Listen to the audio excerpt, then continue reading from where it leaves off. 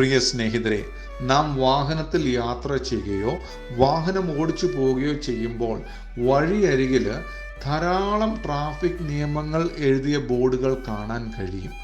ആ വഴിയിൽ എത്ര വരെ മാത്രമേ വേഗത്തിൽ വണ്ടി ഓടിക്കാവൂ, മുൻപിൽ വളവുകളുണ്ടോ, ജംഗ്ഷൻ ഉണ്ടോ, സ്കൂളുകളുണ്ടോ, ധാരാളം ആൾക്കാർ ആ വഴിയിൽ കുറുകെ റോഡ് മുറിച്ച് കടക്കാൻ സാധ്യതയുണ്ടോ, മുൻപിൽ അപകട മേഖലയുണ്ടോ, ഓവർടേക്ക് ചെയ്യരുത്, ഇങ്ങനെ പറയുന്ന ധാരാളം നിയമങ്ങൾ എഴുതിയ ബോർഡുകൾ കാണാൻ കഴിയും.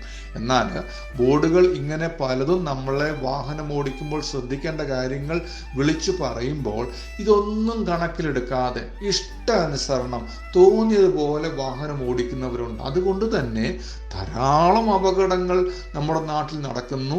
അനേകർക്ക് മരണം സംഭവിക്കുന്നു, അനേകർക്ക് മുറിവേൽക്കുകയും അംഗവൈകല്യം ഒക്കെയും ഉണ്ടാകുന്നതായി കാണാൻ നമുക്ക് കഴിയുന്നുണ്ട്. എന്നാൽ ഒരാൾ ആഗ്രഹിക്കുക 80 കിലോമീറ്റർ വരെ മാത്രമേ വേഗത്തിൽ വണ്ടി ഓടിക്കാവൂ എന്ന് പറയുന്ന ഒരു വഴിയിലൂടെ 100, 150, 200 കിലോമീറ്റർ വേഗതയിൽ ഞാൻ വണ്ടി ഓടിക്കും എന്ന് പറഞ്ഞാൽ അപകടം വരാനുള്ള സാധ്യത വളരെ കൂടുതലാണ്. പോലീസിന്റെ പിടിയിൽ പെടാൻ വളരെ സാധ്യതയുണ്ട്. അതുപോലെ ട്രാഫിക് ക്യാമറകൾ ഉണ്ടെങ്കിൽ ട്രാഫിക് ക്യാമറയിൽ ആ വാഹനത്തിന്റെ ഫോട്ടോ പതിയാനും ആ വാഹനം ഓടിച്ച ആള് ട്രാഫിക് ഫൈൻ കൊടുക്കേണ്ട സ്ഥിതിവിശേഷം വരെ ഉണ്ടാകും.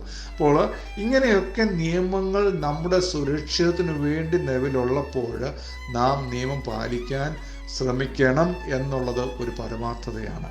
എന്നാൽ ഒരു എയർപോർട്ടിൽ റൺവേ ഉണ്ട്. റൺവേയിൽ ഈ 80 കിലോമീറ്റർ 100 കിലോമീറ്റർ അല്ല, അതിലൊക്കെ അധികം വേഗതയിൽ വണ്ടി ഓടിച്ചു പോവുകയോ വിമാനങ്ങൾ ഓടിച്ചു പോവുകയോ ചെയ്യേണ്ടത് ആവശ്യമായി വരാറുണ്ട്. കാരണം ഒരു വിമാനം പറന്നു പൊങ്ങണമെങ്കിൽ 100, 150, 200 അതിലധികമോ വേഗതയിൽ റൺവേയിലൂടെ ഓടിച്ചു പോയെങ്കിൽ മാത്രമേ ഇതിനെ പറന്നു പൊങ്ങാൻ തക്കവണ്ണം സാധിക്കുകയുള്ളൂ. ഇങ്ങനെ റൺവേയിലൂടെ അതിവേഗം വിമാനം ഓടിച്ചു പോകുമ്പോൾ വിമാനത്തിൽ ഇരുന്നു കൊണ്ട് ജനലിൽ നിന്ന് പുറത്തേക്ക് നോക്കുന്നവർ പറയുന്നത് വളരെ വേഗതയിൽ വൃക്ഷങ്ങളും കെട്ടിടങ്ങളും ഒക്കെ പുറകോട്ട് ഓടിപ്പോകുന്നതായി തോന്നും. എന്നാൽ ഈ വിമാനം റൺവേ വിട്ട് മുകളിലേക്ക് പറന്നു പൊങ്ങുന്നത് മുതൽ മുകളിലേക്ക് പോകുന്നതനുസരിച്ച്, അകലം കൂടുന്നതനുസരിച്ച്, ഉയരം കൂടുന്നതനുസരിച്ച് ജനലിൽ കൂടെ പുറത്തേക്ക് നോക്കിയാൽ ഈ വൃക്ഷങ്ങളും കെട്ടിടങ്ങളും വഴിയിലൂടെ ഓടുന്ന വാഹനങ്ങളൊക്കെ വളരെ ചെറുതായി വരുന്നത് കാണാൻ കഴിയും.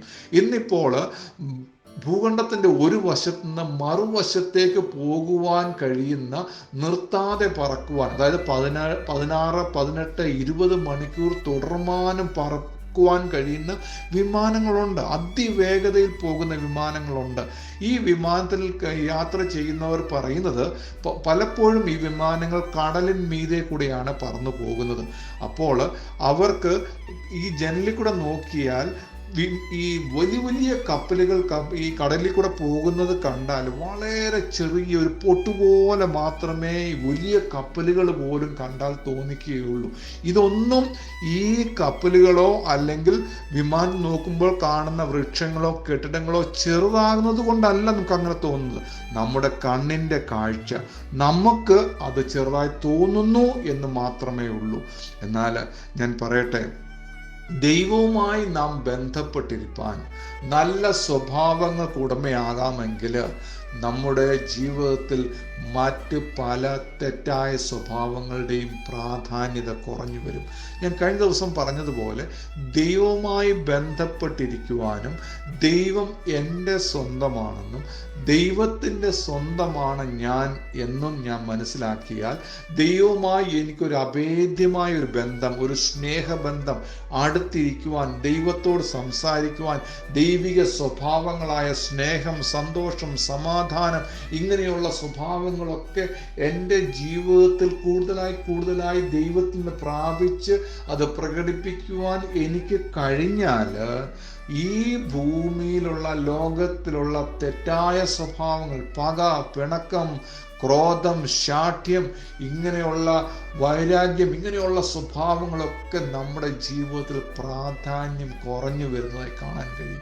ബൈബിളിൽ ഒരു വാക്യം എങ്ങനെയാണ്: നിങ്ങൾ ദൈവവുമായി ചേർന്നിരിക്കുന്നുവെങ്കിൽ ശ്രേഷ്ഠമായത് ഉയരത്തിലുള്ള സ്വഭാവങ്ങളാണ് നിങ്ങൾക്കുള്ളതെങ്കിൽ ഭൂമിയിലുള്ള തിന്മയായ സ്വഭാവങ്ങളൊക്കെ ചെറുതായി വരികയും നിങ്ങൾക്കത് ഒരു പ്രാധാന്യമില്ലാതെ വരികയും ചെയ്യും എന്ന് പറയുന്നു. പ്രിയമുള്ളവരെ, നമ്മുടെ ജീവിതത്തിലെ സ്വഭാവങ്ങൾ ഇന്ന് എങ്ങനെ ഇരിക്കുന്നു? ദൈവിക സ്വഭാവങ്ങളാണോ? ദൈവവുമായി ചേർന്നിരിപ്പാൻ കഴിയുന്നുണ്ടോ? ഞാൻ കഴിഞ്ഞ ദിവസം പറഞ്ഞതുപോലെ ദൈവം എൻ്റെ പിതാവാണ്, ഞാൻ ആ ദൈവത്തിൻ്റെ മകനാകുന്നു എങ്കിൽ ദൈവിക സ്വഭാവങ്ങൾ എന്നിൽ വെളിപ്പെടും. ഞാൻ പറയുക ദൈവം എൻ്റെ പിതാവാണ്, ഞാൻ ദൈവത്തിൻ്റെ മകനാണെന്ന് പറഞ്ഞിട്ട് ദൈവിക സ്വഭാവങ്ങൾ എന്നിൽ കാണുന്നില്ല എങ്കിൽ ഞാൻ പറയുന്നത് അത് വ്യാജമാണ്. ദൈവം എൻ്റെ പിതാവായും ഞാൻ ദൈവത്തിൻ്റെ മകനായും ആയിരിക്കുന്നില്ല എന്നുള്ളതാണ് പരമാർത്ഥത. അതുകൊണ്ട് ദൈവവുമായി ചേർന്നിരുന്നു കൊണ്ട് ദൈവിക സ്വഭാവങ്ങൾക്ക് പ്രാധാന്യം കൊടുത്ത് അതൊക്കെ ആയിരിക്കട്ടെ നമ്മുടെ ജീവിതത്തിൽ പ്രകടമാകുന്നത്. മറ്റുള്ളവർ കാണട്ടെ ദൈവിക സ്വഭാവത്തിനുടമയാണ് ഞാനെന്ന്. ലോകത്തിലുള്ള തിന്മയായ, തെറ്റായ, കൊള്ളരുതാത്ത സ്വഭാവങ്ങളൊക്കെ വിട്ടുകളഞ്ഞ് ഒരു നല്ല മനുഷ്യനായി ദൈവത്തിനും മനുഷ്യർക്കും കൊള്ളാകുന്നവരായി ജീവിപ്പാൻ ദൈവം നമ്മെ സഹായിക്കട്ടെ.